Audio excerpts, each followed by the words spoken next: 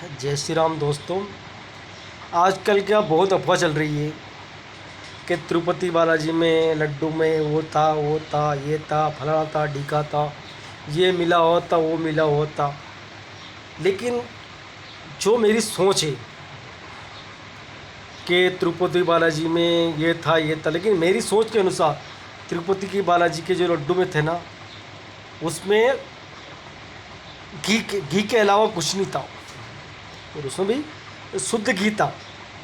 लेकिन क्या करें, अब ठहरी इंडिया की लेबोरेटरी, ठहरी तो इंडिया की लेबोरेटरी। अब इसमें भी क्या, लेबोरेटरी में बहुत सारे रहते हैं, उन्होंने बताया था, उनको पता है कि सनातन धर्म को बर्बाद ख़त्म करना है, ये करना है, ये ऐसे टूटेंगे, इनको ऐसे प्रताड़ित करना है, इनके सनातन धर्म के भाई बहनों में गलत विचार जाएगा, ये धर्म के विरुद्ध जाएंगे, ऐसा होगा फलाना ढीका। लेकिन जो था मेरे हिसाब से तो लड्डू लड्डू ही थे, उसमें ना क्या कोई XYZ कुछ नहीं था। हाँ, लेकिन अगर भविष्य में इससे हमें एक शिक्षा मिलती है, जिस मंदिर की अरबों करोड़ों की इनकम है, उस मंदिर को कम से कम 10 गौशाला तो बनानी चाहिए, और कम से कम 10,000 गायें रखनी चाहिए। तिरुपति बालाजी मंदिरों कम से कम 10 गौशाला और 10,000 गायें रखनी चाहिए। आने वाले समय में किसी को ये नहीं लगे कि ऐसा हुआ, क्यों ठोकर लगने के बाद ही इंसान को ये होता है, शिक्षा मिलती है। तो ठोकर तो लग गई, ठोकर लगने के बाद ही इंसान को ज्ञान आता है, इसलिए ठोकर तो लगी है। बहुत लोगों ने अफवाह भी उड़ाई है, और अफवाह उड़ाए क्यों नहीं, क्योंकि ईसाई लोग, ईसाई ठहरे, मुस्लिम ठहरे, उनको तो मज़ा आएगा इस बात में, और कम से कम ज़्यादा नहीं तो 40% हिंदू को ही मज़ा आएगा। भाई वो तो अफवाह फैलाएंगे, अरे नहीं तिरुपति बालाजी में ऐसा था, तुम्हारा हिंदू धर्म, तुम्हारा सनातन धर्म ऐसा करता है, फलाना ढीका है, कोई ध्यान रखता है नहीं है, ये नहीं करता है। लेकिन थोड़ा बहुत तो हमारे देश के नेता को भी शर्म आनी चाहिए, क्योंकि जो नेता विधायक बनते, सांसद बनते, उनको सारा इनकम ही सनातन धर्म की, जो भाई बहन काम करते हैं, खाते पीते, उनका टैक्स से उन नेताओं को जो पैसे मिलते हैं, उनकी सैलरी के, जो चुनाव लड़ते हैं, क्या उनके पास में जेब में पैसा रहता है कि नहीं? विधायक बन गया, लगा दिया 5 करोड़ रुपये, विधायक बन गया, और बस कोरा मोरा विधायक बनना, सरपंच बनना, ये सब कुछ नहीं होता है। उसके अलावा भी अपना देश और धर्म सबसे पहले है। अगर इस पहली अफवाह से अगर आप समझ गए हो तो आगे दिक्कत नहीं आएगी, क्योंकि धरती के ऊपर 56 देश मुसलमानों को हैं, 160 देश करीबन 70 देश के समथिंग ईसाइयों के हैं, और 10 देश बुद्धों के हैं। और अगर तुम्हारे हिंदुओं के पास एक देश भी नहीं है, अब एक देश भी नहीं, इजराइल के पास खुद का देश है, जिसकी जनसंख्या 80 लाख है, उसके पास खुद का देश है। एक इजराइल सफ़े भारी है, उससे खुद का देश है। लेकिन हिंदुओं के पास खुद का देश नहीं है। तो भैया ये तो मिलेगा तुम्हें नहीं, ये तो तुम्हें ज्ञान मिलेगा कि तुम्हें तो जितनी भी कंट्रियाँ, वो सब तुम्हें भ्रष्ट करने के लिए, तुम्हें आपस में लड़ाने के लिए सब कुछ करेगी। वो तो चाहेगी कि ये हिंदू लोग आपस में लड़े, इनके धर्म के प्रति इनकी सद्भावना कम हो, ये जातियों में बटे रहें, हिंदू हिंदू ना रहे।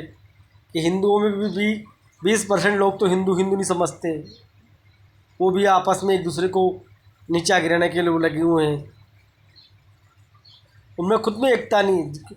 और भारत के अंदर अगर एकता तो आ ही नहीं सकती है मेरे हिसाब से, तो भारत में कभी भी हिंदू एकता कभी हो ही नहीं सकती है।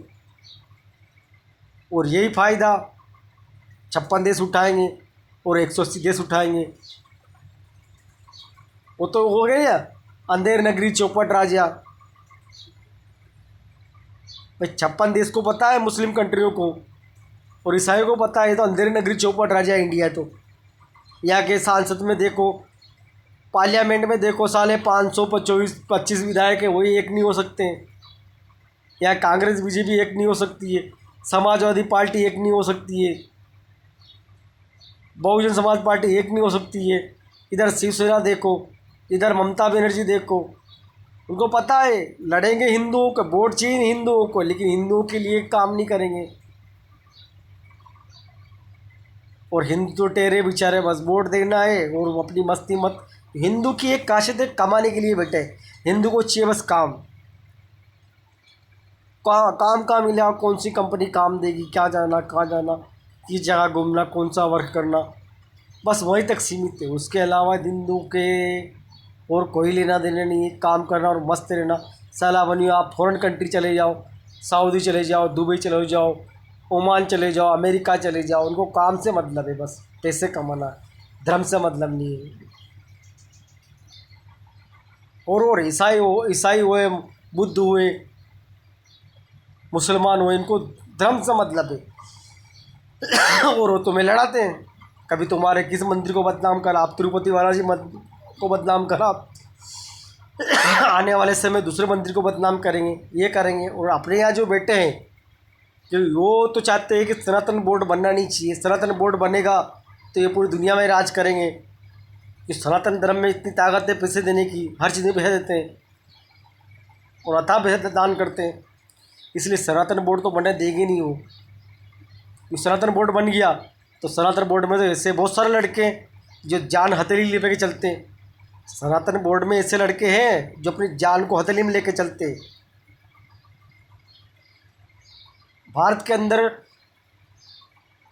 रोहिंग्यों का क्या चीज़ है, रोहिंगी मुसलमान तो एक मुट्ठी के बराबर नहीं है, क्या बोलूँ, किसी बराबर नहीं।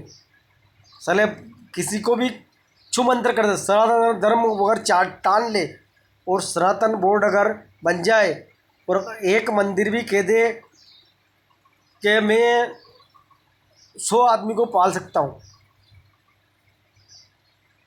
इससे बहुत सारा मंदिर है, अरबों खरबों मंदिर है भारत के अंदर, लेकिन क्यों नहीं, बस वो एक ही लपड़ा बजा साला के बस ये हुआ तो एक मंदिर को बदनाम कर दिया, ऐसे बहुत सारे मंदिर को बदनाम करेंगे। और हिंदू केवल बस वही सोचेंगे, नहीं हाँ अपने मंदिर में ऐसा हुआ ऐसा हुआ। अरे ऐसा हुआ तो ऐसा होता रहेगा भाइयों, क्योंकि गवर्नमेंट आपकी सुनेगी नहीं। बीजेपी को वोट चाहिए, कांग्रेस को वोट चाहिए, वोट की राजनीति है, जो गलत काम करे उसका वोटिंग का अधिकार छीन लो। आपको पता है कि साला चूतिया है, इसको वोट देने का अधिकार नहीं है, आतंकवादी है, इसको वोट का अधिकार छीन लो साले से, क्या करेगा? ज़्यादा करे तो सनातन बोर्ड बनाओ, साला सनातन बोर्ड का सबूत कर दो, साला 24 घंटे 1 मिनट के चौथे हिस्से में तो उसके साले 56 टुकड़ा कर दे सनातन बोर्ड वाले। लेकिन ऐसा कोई नहीं सोचेगा, क्योंकि उनको पता है कि इसमें क्या है, एक जैसा अंग्रेजों ने राज करा ऐसे ही बस भारत में नेता लोग राज कर रहे, फूट डाला और राज करो, हिंदुओं को कभी एक होने देंगे नहीं। जैसे कांग्रेस पार्टी है, कांग्रेस पार्टी तो सबसे बेकार पार्टी है। उसको तो पता है कि उनके तो पूरा खानदान ही वो क्या है कि नाम रे एजल बिजड़ वाले लोग हैं, भुखड़ी के वो।